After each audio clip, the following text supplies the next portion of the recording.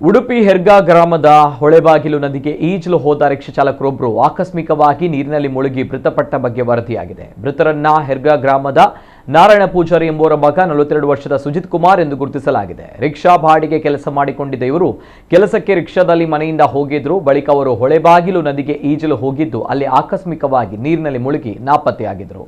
ಹುಡುಕಾಟ ನಡೆಸಿದಾಗ ಬೆಳಗ್ಗೆ 7 ಗಂಟೆ ಸುಮಾರಿಗೆ ನದಿಯ ಕಿನಾರೆಯಲ್ಲಿ ಮೃತದೇಹ ಪತ್ತೆಯಾಗಿದೆ. ಮೃತರು ಪತ್ನಿ, 2 ಮಕ್ಕಳನ್ನು ಅಗಲಿದ್ದಾರೆ. ಈ ಬಗ್ಗೆ ಮಣಿಪಾಲ ಪೊಲೀಸ್ ಠಾಣೆಯಲ್ಲಿ ಪ್ರಕರಣ ದಾಖಲಾಗಿದೆ.